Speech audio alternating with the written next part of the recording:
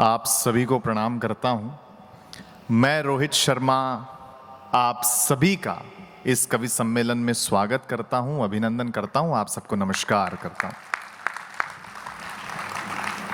देखिए, सम्मान हो गया। एक तो सबसे पहले आप सभी का इसलिए भी धन्यवाद कि आज भारत फाइनल खेल रहा है, उसके बावजूद इतनी संख्या में आप कवि सम्मेलन सुनने आए, इसके लिए फिर से आप लोगों का बहुत बहुत धन्यवाद।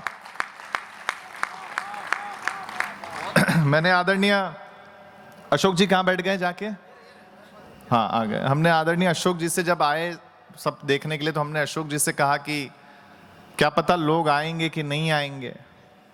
तो अशोक जी ने कहा बिल्कुल आएंगे। मैंने कहा इतने भरोसे के साथ कैसे कह सकते हो? बोले हम सब मारवाड़ी लोग हैं, खर्चा कर दिया है तो वसूल करना बहुत अच्छे से जानते हैं। हाँ, तो आइए, बहुत अच्छा, बिराजिए। कोई बात नहीं, धीरे धीरे व्यवस्था सारी बन जाएगी। जितना मुझे बताया गया कि अग्रवाल महासभा विशाखापट्टनम द्वारा ये पहली बार कवि सम्मेलन आयोजित हो रहा है, तो आप और हम इतिहास में दर्ज हो चुके हैं, है ना? इसलिए कोशिश करिए, क्योंकि जब इसका 50वां कार्यक्रम हो रहा होगा, 100वां कार्यक्रम हो रहा होगा, तब याद किया जाएगा कि यार पहली बार किसने आयोजित किया था। उस समय कमेटी के विजेंद्र गुप्ता जी का नाम आएगा, देवकी नंदन जी का नाम आएगा, अमन गर्ग जी का नाम आएगा, अशोक जी का नाम आएगा, और आप सबका नाम आएगा कि आपने सुना था, है ना? हाँ, तो धीरे धीरे सब आ रहे हैं और कोई बात नहीं, धीरे धीरे व्यवस्था बन जाएगी। देखिए, बहुत सीमित समय है हमारे पास, 2 सवा 2 घंटे की ये महफिल है, और ये होली के करीब के दिन है। सभी कलाकारों के लिए सबसे व्यस्ततम समय ये है। हम हमारे घर के उत्सव छोड़कर आपके साथ उत्सव मनाने आए हैं। हाँ, तो कोशिश करिएगा, पहली बार ये आयोजित है तो आपको ये भी सिखा देते हैं कि कवि सम्मेलन सुनना कैसे है। हाँ, इसमें जहां कहीं बात आपको अच्छी लगे, आपको हंसना है, और जहां कहीं बहुत अच्छी लगे वहां तालियां बजाना है। हाँ, है ना? ये करना पड़ेगा, क्योंकि हमारे पास कोई यंत्र तंत्र नहीं है, कोई तबला ढोलक पेटी नहीं है, केवल हमारे शब्द हैं। हम हमारे शब्द से आप तक पहुंचने की कोशिश करेंगे, और जहां बात आप तक पहुंचे ऐसी प्रतिक्रिया देते रहिएगा, क्योंकि ये 2 तरफा मामला होता है। बात यहां से कही जाती है, वहां से सुनी जाती है, सराही जाती है, तब यहां से दूसरी बात कही जाती है। तब मैं मां भगवती की आराधना की 4 पंक्तियां पढ़ता हूं। हम तो जो भी टूटा फूटा लिख पाते हैं वो सरस्वती की कृपा की वजह से लिख पाते हैं। मैं पहली 4 पंक्तियां मां भगवती की आराधना की पढ़ता हूं कि मुस्कुराती जिंदगानी चाहिए। थोड़ी देर के लिए अपने आप को भूल जाइएगा, आप जिस भी पद पर हों, जितने पैसे वाले हों, जितने खूबसूरत हों, अपने आप को भूलकर हमारी हास्य की दुनिया में आइए। मैं आपसे वादा करता हूं कि आज इतनी जानदार और शानदार टीम इस मंच पर है कि यकीनन आज का कार्यक्रम अविस्मरणीय होगा। क्योंकि देखिए साहब, आदमी धन के पीछे तो तब तक भागता है जब तक उसका निधन नहीं हो जाता है। हाँ, तब सुनिए कि मुस्कुराती जिंदगानी चाहिए, शब्द की जागृत कहानी चाहिए, और सारी दुनिया अपनी हो जाती है, बस एक उसकी मेहरबानी चाहिए, एक उसकी मेहरबानी चाहिए। हाँ, तो उसकी मेहरबानी हम सब पर हो, आप पर हो, इसी कामना के साथ प्रोग्राम शुरू करते हैं। कवियों का परिचय वैसे हो गया, एक छोटा छोटा सा परिचय मैं भी दूंगा। बिल्कुल, यहाँ इस कोने पर जो कवि बैठे हैं ये हरियाणा से मंगाए गए हैं।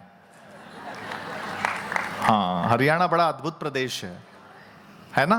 वहाँ का आदमी बड़ा अद्भुत होता है। मैं राजस्थान का हूँ, ये हरियाणा के हैं, आप भी बहुत हरियाणा के लोग बैठे। राजस्थान और हरियाणा आसपास ही है, पड़ोसी प्रदेश है, हम भाई हैं, लेकिन समानता तो है, डिफरेंस भी है ना?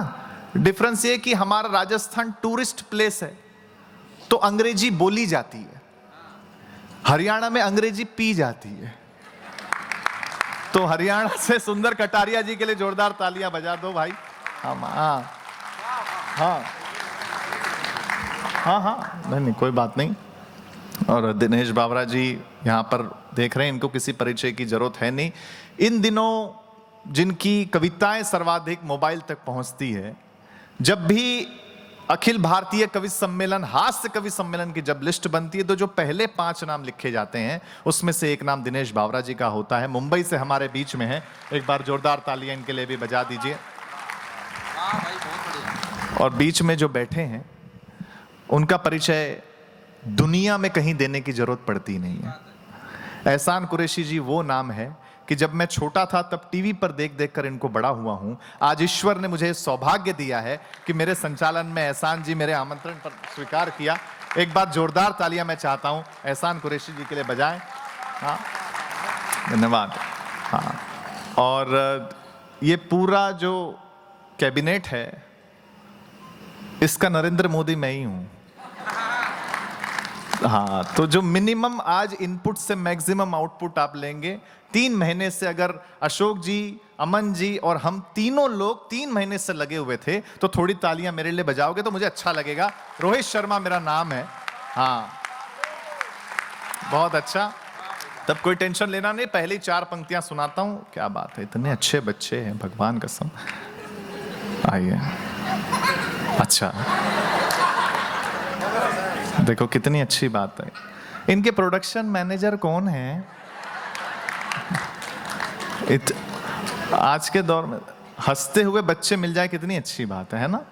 हाँ, ले बहुत अच्छा, कोई बात नहीं।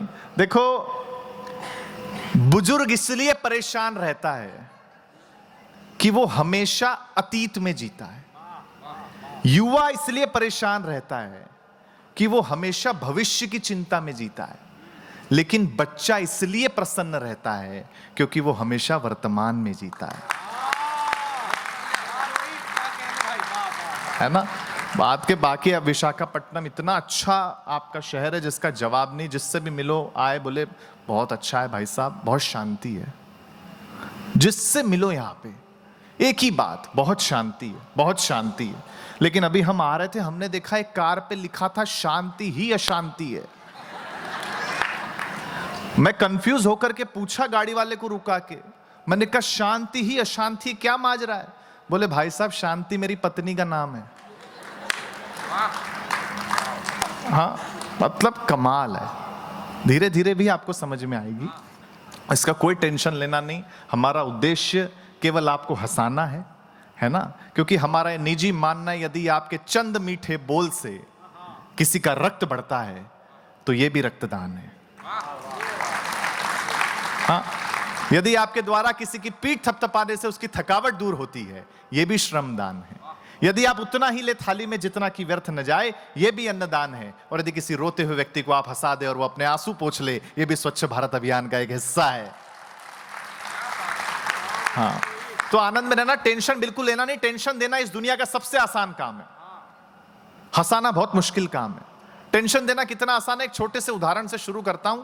तालियों से बताना मुझे जब लगेगा कि आप सुनने के लिए तैयार हैं, मैं पहले कवि को माइक पर आमंत्रित करूंगा। टेंशन देना कितना आसान है, कुछ मत करो।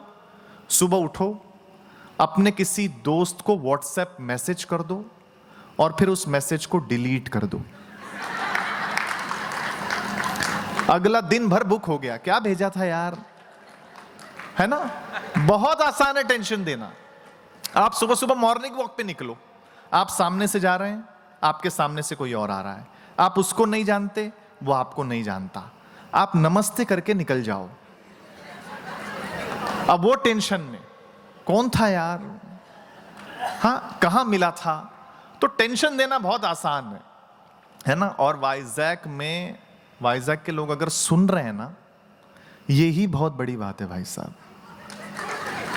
हाँ, वरना यहां के लोग सुनने के लिए नहीं जाने जाते हैं, सुनाने के लिए जाने जाते हैं। हाँ, हमें बता रहे थे अशोक भाई साहब, बोले एक बहुत बड़ी कथा हुई यहाँ पे। एक महाराज जी आए तो उन्होंने कथा में कहा, देखो जो इस जन्म में नर है वो अगले जन्म में भी नर ही होगा, और जो इस जन्म में नारी है वो अगले जन्म में भी नारी ही होगी। इतना सुनते ही एक बूढ़ी अम्मा उठ करके जाने लगी। तो प्रवचनकर्ता ने रुकाया और पूछा कि अम्मा बीच प्रवचन में उठ के क्यों जा रही हो? अम्मा ने जो जवाब दिया उस पर आपकी तालियां आएंगी। महाराज जी ने रुका और पूछा, अम्मा बीच प्रवचन में उठ के क्यों जा रही हो? अम्मा ने कहा, महाराज जी जब अगले जन्म में भी पूड़ियां ही तलनी है। हाँ, तो प्रवचन सुन के फायदा क्या है यार?